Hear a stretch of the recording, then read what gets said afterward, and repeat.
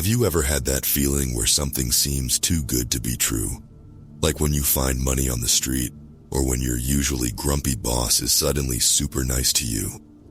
Well, let me tell you about something that started out seeming perfectly wonderful, but turned into one of the most terrifying things the Foundation has ever encountered. This is the story of SCP-1048, also known as Builder Bear. Object class, Keter. And trust me, this isn't your average teddy bear story. Picture a regular teddy bear, about 13 inches tall. Nothing special about how it's made, just regular stuffing, regular fur, regular everything. Except for one tiny detail. It's alive. And not just alive in a, my kid thinks their stuffed animal is real kind of way. This bear actually moves around on its own, dances, jumps, and even draws pictures. Now, when the Foundation first found this little guy, everyone thought they had hit the jackpot. Here was this adorable, friendly teddy bear that made everyone happy. Even the toughest, meanest D-class personnel, you know, the ones who usually wouldn't smile if you paid them, would melt when this little bear hugged their leg or drew them a picture. The Foundation was so convinced of its harmlessness that they actually let it roam freely around Site-24. Can you believe that? The same organization that keeps world-ending threats locked up tight thought, yeah, let's let this cute little bear wander around wherever it wants. But hey, hindsight is 20/20, right? The bear couldn't talk, though people tried to communicate with it.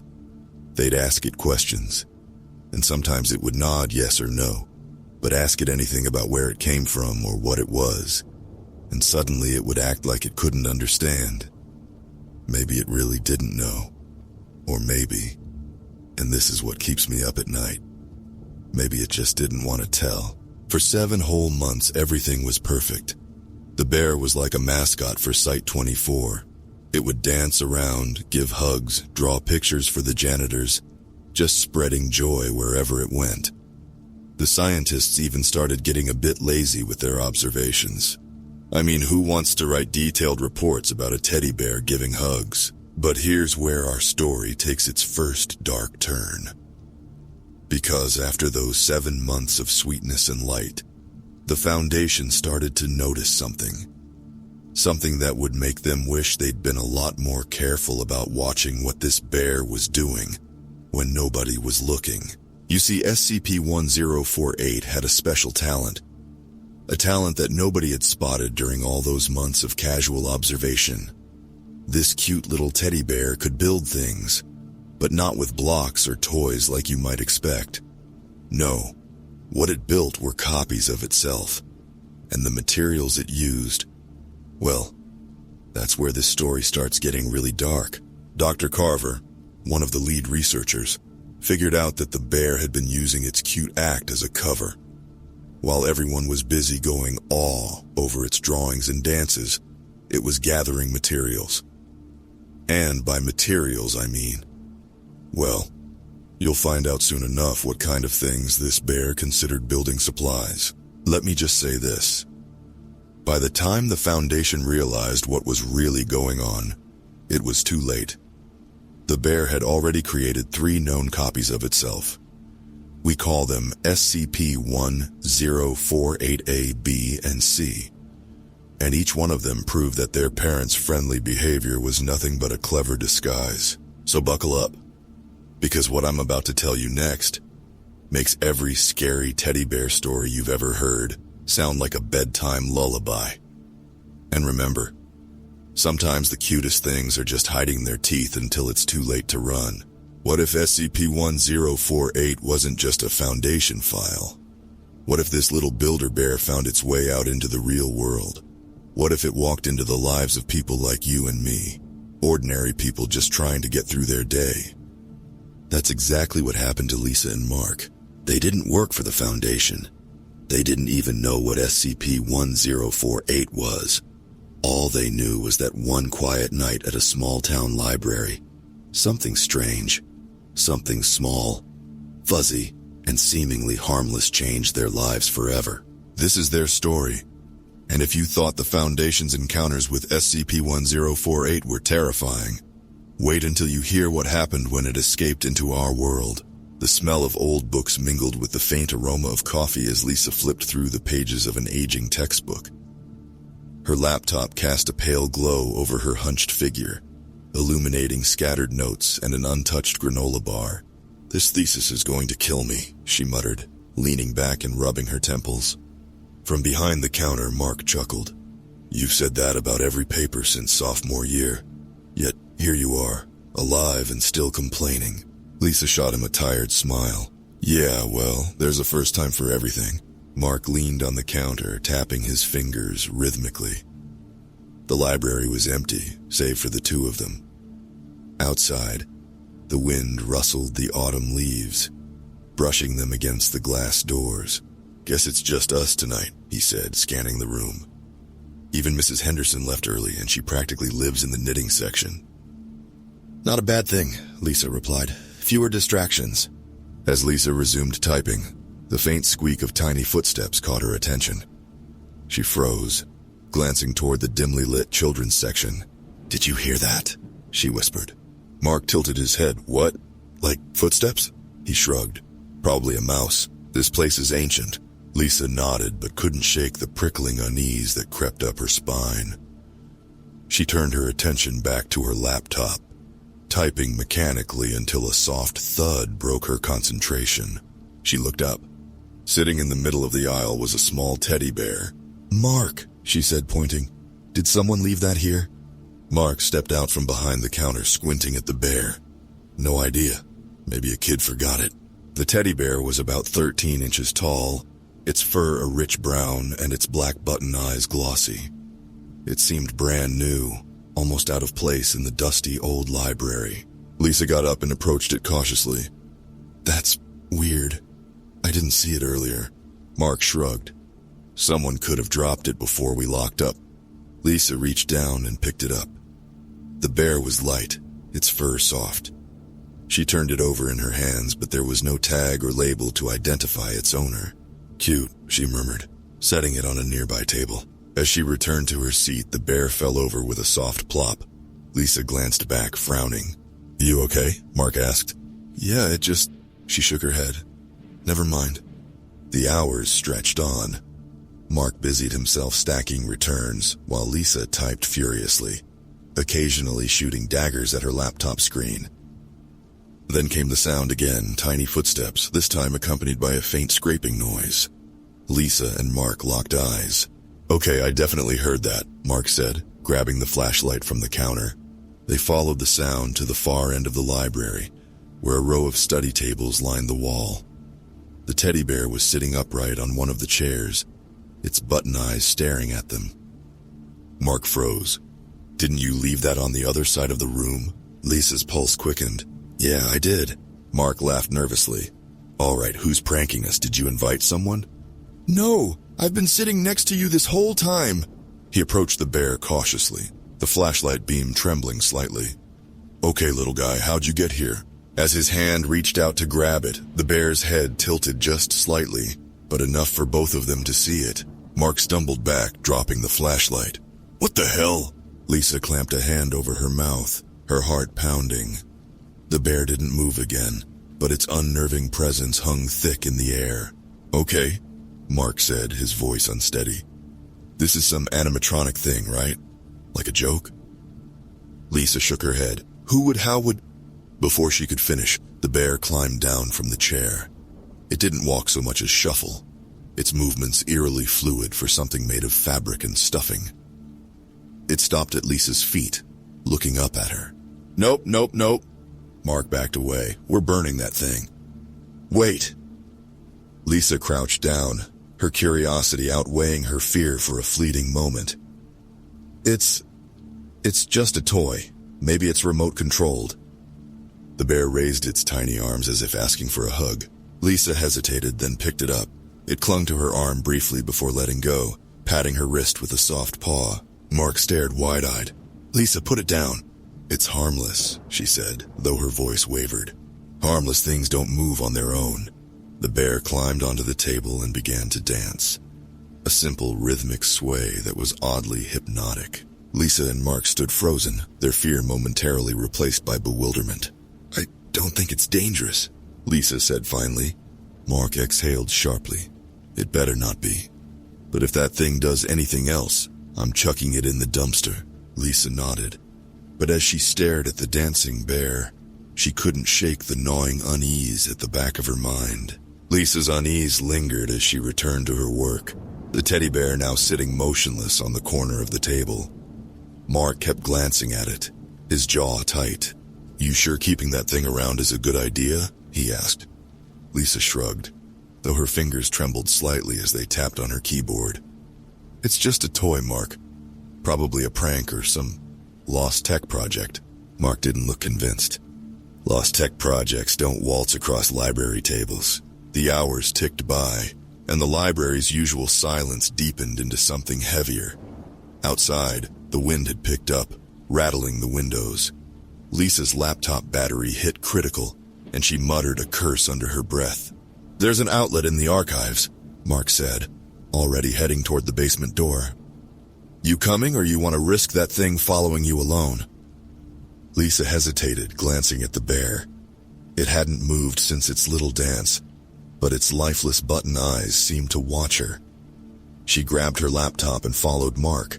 The basement was colder, the air thick with the scent of mildew and old paper.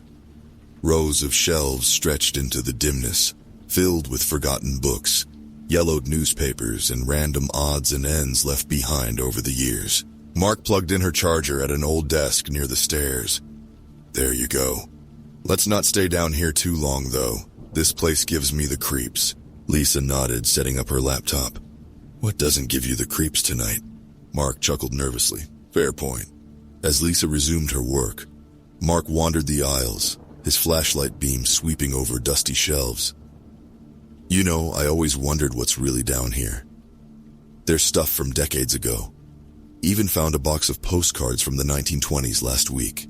"Cool," Lisa said absently, her focus returning to her screen, but her concentration shattered when Mark's voice called out. Lisa, you might want to see this." She stood reluctantly, the chill in the air now creeping into her chest. She found Mark a few aisles over, crouched by an open box. He held up a mangled stuffed animal, a teddy bear missing its arms and an ear. "Think it's related to our little friend upstairs?" Mark asked, his voice strained. Lisa frowned. "Could just be a coincidence. This place is full of junk."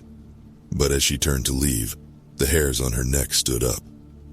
From the shadows of another aisle, a faint scraping sound echoed soft and deliberate. "Did you hear that?" she whispered. Mark nodded, his face pale. "Stay here." "No way!" Lisa grabbed his arm. "We stick together." The scraping grew louder, closer. Mark tightened his grip on the flashlight, his hand shaking. "All right," he muttered, his voice barely audible. "Let's just see what it is and get out." They rounded the corner and froze. The teddy bear was there, standing upright on a shelf, holding what looked like a shard of broken glass. Its button eyes glinted in the flashlight's beam. "That wasn't here before," Mark hissed. Lisa's heart hammered in her chest. How did it get down here?" The bear tilted its head, almost curiously. Then it dropped the glass shard, its tiny arms outstretched as if asking to be picked up. "Nope," Mark said, stepping back. "We're done, we're leaving."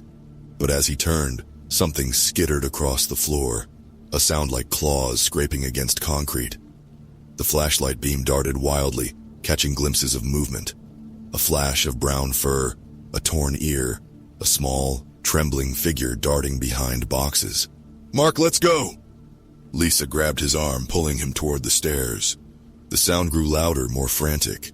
It wasn't just one teddy bear now. The darkness seemed alive with tiny, darting shapes. Mark tripped, his flashlight clattering to the ground and plunging them into near darkness. "Run!" Lisa screamed, dragging him up the stairs. They burst into the main library, slamming the basement door behind them. Mark jammed a chair under the handle, his breath ragged. "What the hell was that?" he gasped. Lisa shook her head, her chest heaving. "I don't know. I don't want to know." The teddy bear from earlier was still on the table where they'd left it, sitting motionless. But now, It didn't feel harmless. Mark grabbed his coat. "We're locking up. Right now." Lisa didn't argue. As they left the library, she couldn't shake the feeling that they were being watched. The following night, Lisa sat in her apartment, staring at her half-written thesis. The glow of the laptop did little to push back the shadows creeping across her room. She'd barely slept, her mind replaying the events in the library basement over and over. The sound of tiny footsteps echoed in her memory. Impossible to forget. She pushed her laptop away and sank onto the couch, rubbing her temples. Her phone buzzed. It was Mark. "Hey," she answered, her voice heavy with exhaustion. "Lisa," he said, his voice low and tense. "It's here, at the library." Her stomach dropped. "What? The bear?" "Not just the bear, something else. You need to see this."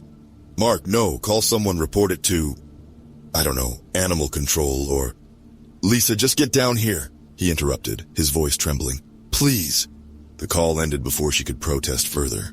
The library was eerily quiet when Lisa arrived.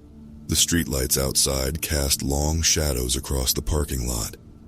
She hesitated at the entrance, the cold metal handle biting against her palm as she pushed the door open. "Mark," she called out. No answer.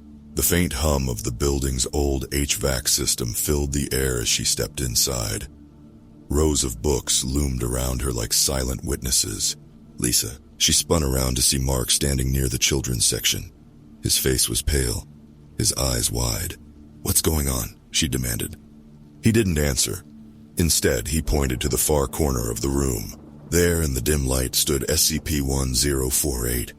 Beside it was something else, a second teddy bear, slightly larger but grotesque in its construction. Lisa gasped. It was made entirely of human ears. "Oh my God," she whispered, covering her mouth. The second bear, SCP-1048A, swayed slightly as if alive, its stitched ears twitching unnaturally. "What the hell is that?" Lisa hissed, backing away. Mark shook his head. It just showed up. I tried locking the doors, but it didn't matter. They got in anyway." As if sensing their fear, SCP-1048A emitted a high-pitched shriek. The sound pierced Lisa's ears, sharp and grating, like nails on a chalkboard amplified 1,000-fold. She cried out, clutching her head as pain radiated through her skull. "Lisa!" Mark grabbed her arm, dragging her behind a bookshelf. The sound stopped abruptly, replaced by a grotesque wet squelching. Lisa risked a glance around the corner. Her stomach churned. The walls and floor near SCP-1048A were now covered in fleshy, ear-like growths, pulsating as though alive. A library chair collapsed under the weight of new growths sprouting from its surface. "We have to get out of here," Lisa whispered, her voice shaking. Mark nodded, but before they could move, SCP-1048 turned its head toward them. Its once innocent demeanor now felt predatory. SCP-1048A let out another scream, and this time the growth spread faster, surging toward them like a tide. "Run!" Mark shouted, grabbing Lisa's hand. They sprinted toward the exit, dodging the spreading growths. Bookshelves toppled as the pulsating mass consumed the library. Lisa felt something wet and slimy brush against her ankle, and she screamed, kicking it off. They burst through the front doors, stumbling into the cold night air. "What the hell is happening?" Lisa cried, tears streaming down her face. Mark doubled over, gasping for breath. I don't know. That thing, it just appeared. And the little one brought it." Before Lisa could respond, the sound of sirens filled the air. A convoy of black SUVs screeched to a halt in front of the library, their headlights slicing through the darkness. Men and women in tactical gear poured out, armed with strange-looking equipment. "Stay back!" one of them barked as they approached. Lisa and Mark obeyed, retreating to the safety of the parking lot. The agents stormed into the library, their shouts and the hum of equipment muffled by the walls. Lisa clutched Mark's arm. "Who are they? What's going on?" "I don't know," he whispered, his voice hollow. Suddenly, a high-pitched scream erupted from the library, louder and more piercing than before. Lisa and Mark covered their ears, but the sound seemed to burrow into their skulls. The library windows shattered, and a blinding light burst forth, followed by silence. When Lisa opened her eyes, the agents were dragging something out of the building, a mass of pulsating flesh covered in ears, now limp and lifeless. But SCP-1048 was nowhere to be seen. One of the agents approached them. His face was grim, his expression unreadable. "You're both coming with us," he said. "What? Why?" Mark protested. "For your safety," the agent replied, "and for ours." As they were escorted into the waiting SUVs, Lisa couldn't shake the feeling that this wasn't over. Not even close. Lisa sat alone in a sterile room, its white walls closing in on her. The hum of fluorescent lights overhead made her feel exposed, her every breath amplified in the oppressive silence. Across the table, an agent in a crisp suit leaned forward, his expression cold but curious. "Let's start from the beginning," he said, his pen poised over a clipboard. She sighed, her hands trembling. "I've told you everything. The bear, the thing it made. I don't know how else to explain it." The agent exchanged a glance with a colleague behind the glass observation window. "Humor me," he said. Lisa recounted the events again, her voice cracking when she described SCP-1048A's grotesque shrieks and the spread of the growths. The agent nodded occasionally, his face impassive. "And the smaller bear?" he asked. Lisa hesitated. "It disappeared. I don't know where it went." The agent leaned back, tapping his pen against the clipboard. "You're free to go, Ms. Williams, for now. But stay in town. We may have more questions." Lisa didn't need to be told twice. She left the facility, her thoughts racing. Mark was waiting for her outside, pacing nervously. "What did they say?" he asked as soon as she stepped out. "They're letting us go," she said, her voice heavy. "But Mark, something's wrong. That bear, it's not done." Mark nodded, his face pale. "I feel it too. It's like it's watching." Lisa shivered at his words. She hadn't told him about the dreams, the vivid nightmares of tiny footsteps and stitched mouths whispering her name. "We need to stick together," Mark said. "Figure this out." The next morning, Lisa returned to her routine, hoping normalcy might ease her frayed nerves. She worked at a daycare center, a job she loved for its simplicity and the joy of being around children. But today, the laughter felt strained, the colorful walls somehow dimmer. As the kids played, Lisa noticed a small teddy bear on a table near the corner. Her heart skipped a beat. It wasn't SCP-1048. This bear was older, its fur matted and one button eye missing. But its presence sent a jolt of fear through her. "Where did this come from?" she asked one of the kids, a little girl named Mia. "It's mine," Mia said proudly. "I brought it for show and tell." Lisa forced a smile. "That's nice, sweetie, but maybe we should put it away for now." Mia pouted but complied, tucking the bear into her cubby. Lisa's heart slowed slightly, but the unease remained. At lunch, the children sat in a circle, munching on sandwiches and chattering happily. Lisa stayed close, her eyes darting to every shadow. Suddenly, Mia shrieked. Lisa turned, her stomach dropping. Mia was clutching her head, tears streaming down her face. "What's wrong?" Lisa knelt beside her. "My ear! It hurts!" Mia sobbed. Blood trickled from her ear canal. Lisa's hands shook as she inspected it, finding no visible injury. Before she could react further, a loud crash came from the playroom. The children screamed, scattering as toys toppled to the floor. Lisa rushed in, her breath catching in her throat. The old teddy bear was standing in the center of the room, upright, its remaining button eye fixed on her. "No," she whispered, backing away. The bear's seams split, revealing something inside, small, twitching shapes that spilled onto the floor. They were ears. The children's screams rose to a deafening pitch as the ears began to crawl, their fleshy surfaces glistening. Lisa grabbed Mia and shouted for the others to follow her, herding them into the hallway.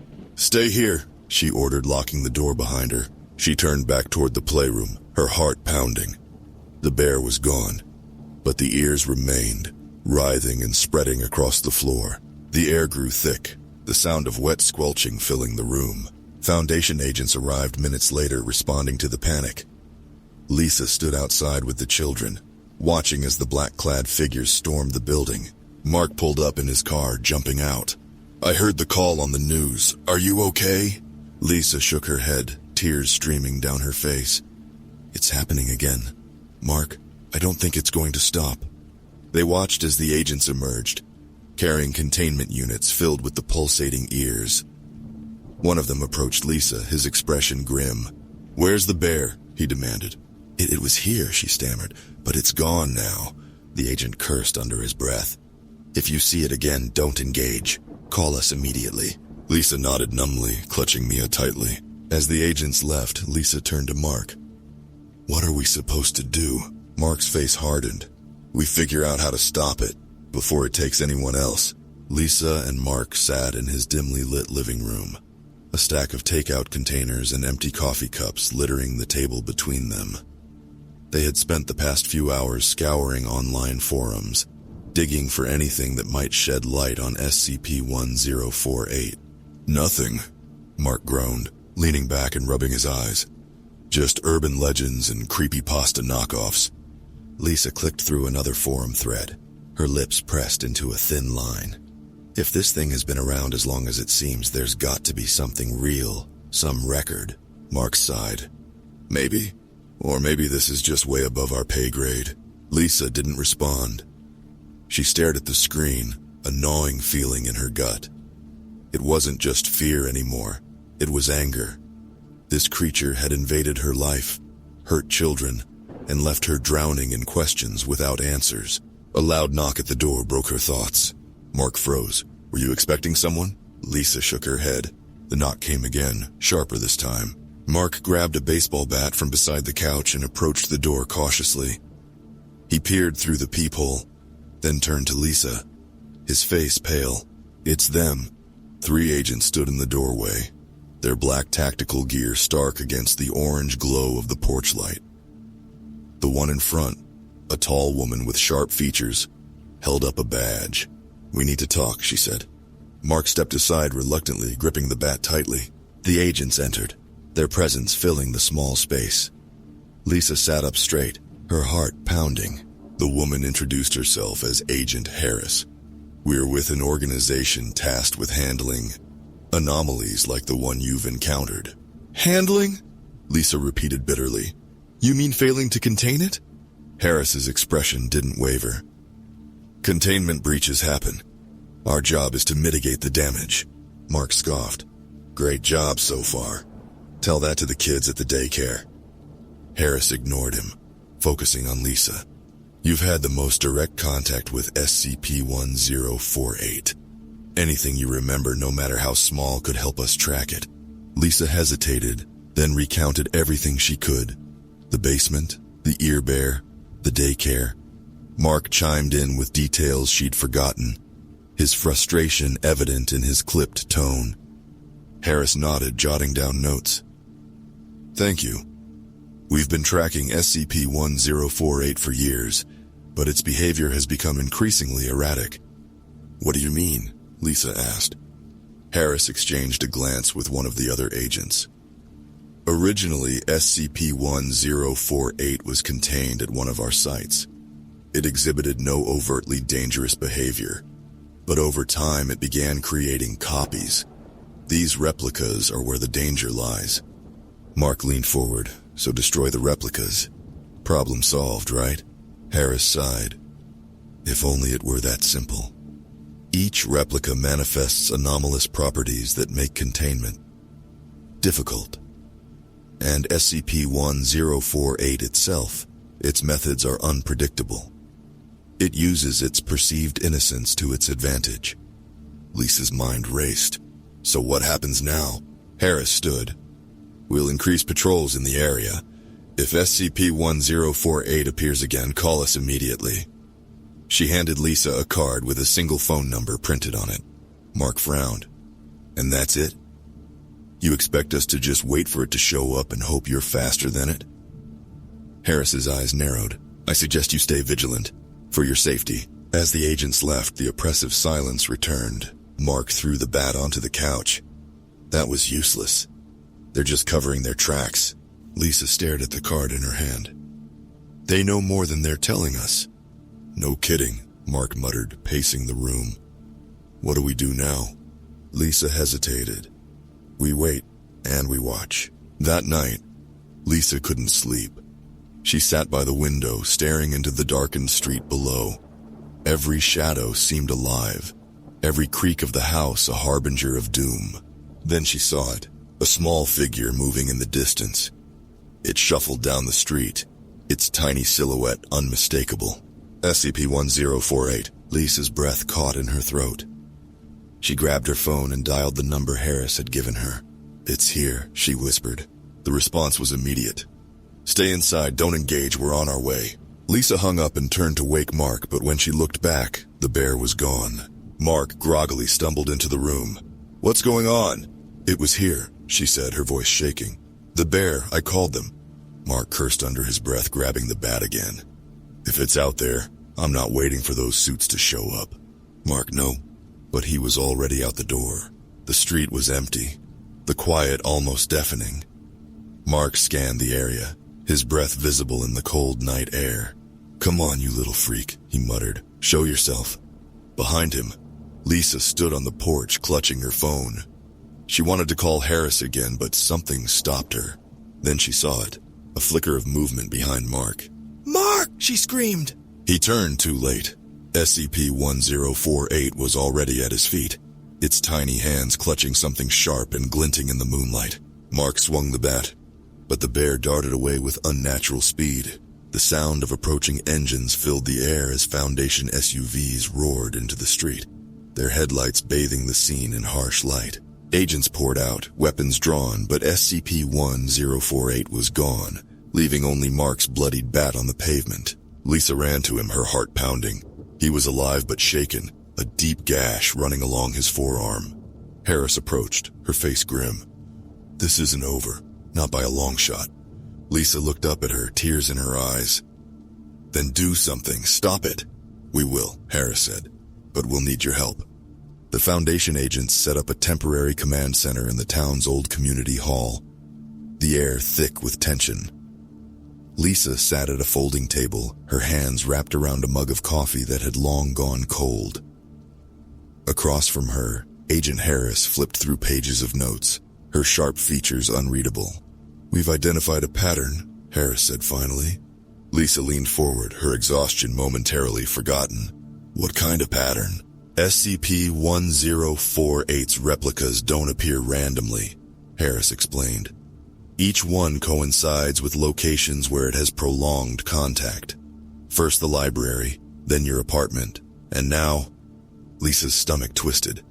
The daycare, Harris nodded. We've deployed a containment team there now, but the site is still vulnerable. If SCP-1048 is creating another replica, the consequences could be catastrophic. Lisa's thoughts raced. I need to be there, the kids... Harris shook her head. It's too dangerous. We've already evacuated the children and secured the perimeter. Lisa wasn't convinced. If you miss something, those kids could die. I have to help. Harris hesitated, then relented. Fine, but you follow my team's orders. No exceptions. The daycare felt alien in the pale glow of floodlights, its cheerful murals stark against the night. The Foundation's containment team moved through the building with precision, scanning every corner for signs of SCP-1048 or its creations. Lisa stayed close to Harris, her heart pounding as they entered the playroom. The room was eerily quiet, the toys scattered haphazardly across the floor. It's here, one of the agents muttered, his voice tight. Lisa followed his gaze. In the center of the room stood SCP-1048. It held a small, crude replica, a bear-like figure constructed from plastic building blocks, its seams glowing faintly with a sickly green light. Is that new? Lisa whispered. Harris didn't answer. She raised a hand, signaling her team to move in. The replica began to tremble, its glow intensifying. SCP-1048 backed away, its tiny hands raised as if in surrender. Contain it, Harris barked.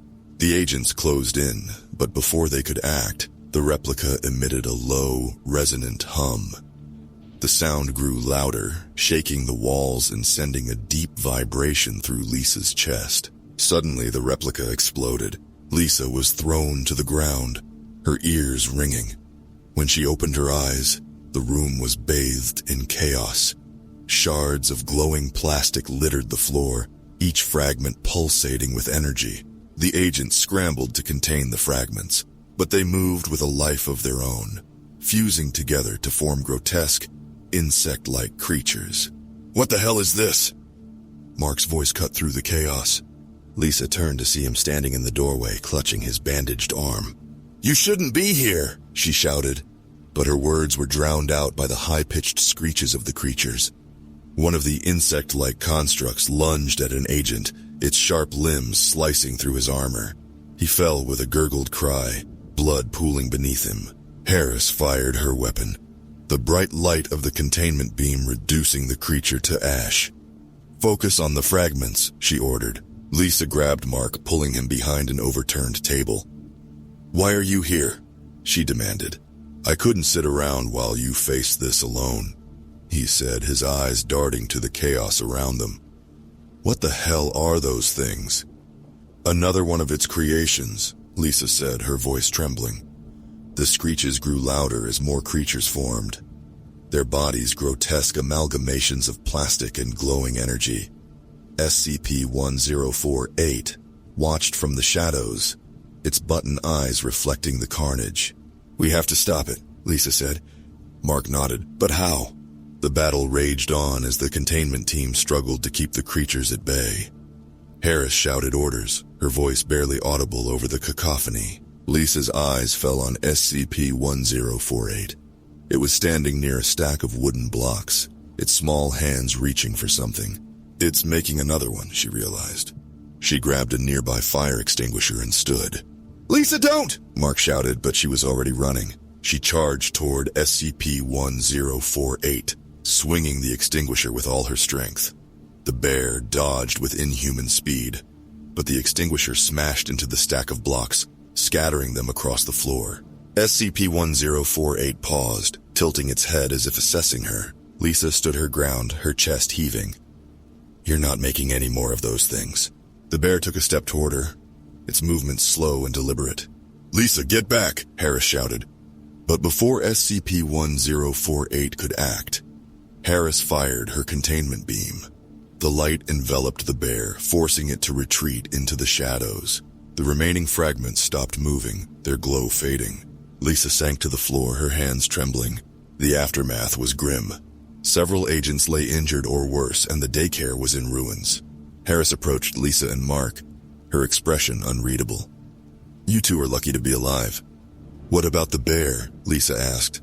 "It escaped," Harris admitted, her voice tight with frustration. "But we've neutralized its latest creation. For now, the threat is contained." Lisa didn't feel reassured. "It's not over, is it?"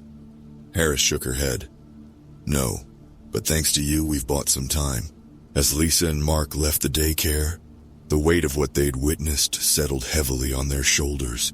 But even as they drove away, Lisa couldn't shake the feeling that SCP-1048 was still watching, biding its time for the next act of horror.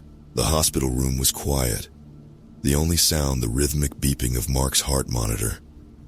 Lisa sat beside his bed, her face pale and drawn. The events at the daycare played on a loop in her mind, the screeches, the glowing fragments, and SCP-1048's unsettling stare before it vanished.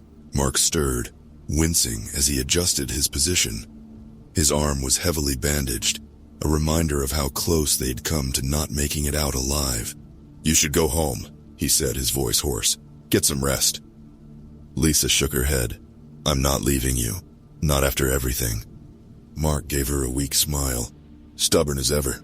Before Lisa could respond, a knock at the door interrupted them. Agent Harris stepped inside, her expression as serious as ever. "How are you feeling?" she asked, glancing at Mark. "Like I got hit by a truck," he muttered. Harris nodded.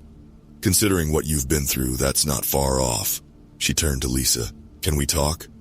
Lisa hesitated, then followed Harris into the hallway. The corridor was empty, its fluorescent lights casting harsh shadows. Harris leaned against the wall, crossing her arms. "We've contained the site," she said. "The daycare is secured, and the fragments have been neutralized. But SCP-1048 is still at large." Lisa frowned. "So what happens now? You just wait for it to show up again?" "Not exactly," Harris said. "We've deployed teams to track its movements. But SCP-1048 is resourceful. It's avoided capture for years, and it's growing more dangerous." Lisa's stomach twisted. "And what about us? It knows who we are. It's targeted us." Harris sighed. "We're offering you both protective custody, a new location, new identities, until we can guarantee your safety." Lisa's jaw tightened. "You're asking us to run? To hide while that thing keeps hurting people?" "I'm asking you to survive," Harris said, her voice firm. "You've seen what it's capable of.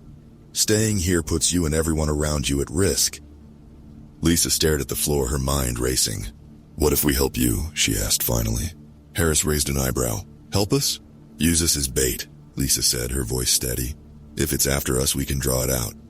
Harris shook her head. "Absolutely not. That's too dangerous." "I'm not running," Lisa said firmly. "This thing has taken too much already. I'm not letting it win."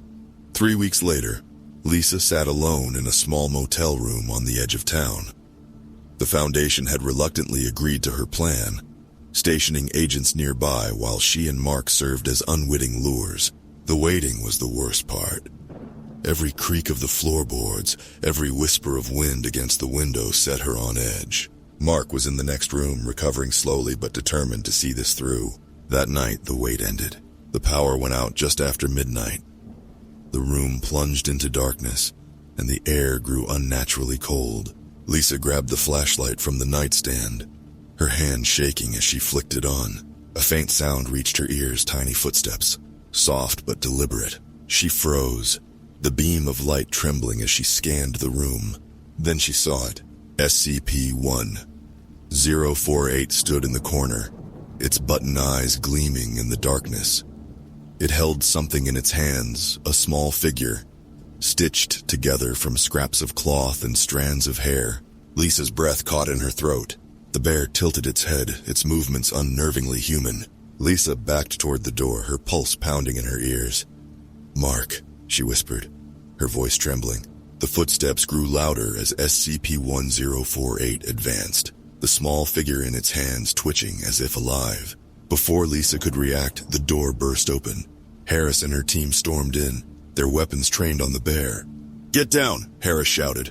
Lisa dropped to the floor as the room filled with blinding light and the sharp hum of containment beams. SCP-1048 let out a piercing cry, its small frame convulsing as the beams hit it. The stitched figure in its hands disintegrated, leaving only ash. But the bear didn't fall. Instead, it darted toward the window, smashing through the glass and disappearing into the night. The aftermath was a blur. Agents combed the area, but SCP-1048 was gone, leaving behind only faint traces of its presence. Harris approached Lisa as she sat on the motel bed, her face pale and streaked with tears. "You're safe now," Harris said, though her voice lacked conviction. Lisa shook her head. "It's not over. It's never over." Harris didn't argue. Months later, Lisa and Mark tried to rebuild their lives under new identities, far from their hometown. But the scars remained, both physical and emotional. Lisa found herself checking every shadow, every toy store window, unable to shake the feeling that SCP-1048 was still watching, waiting. And somewhere, in the quiet corners of the world, the small bear roamed, its button eyes gleaming with malicious intent. It wasn't the end, not really. It never would be.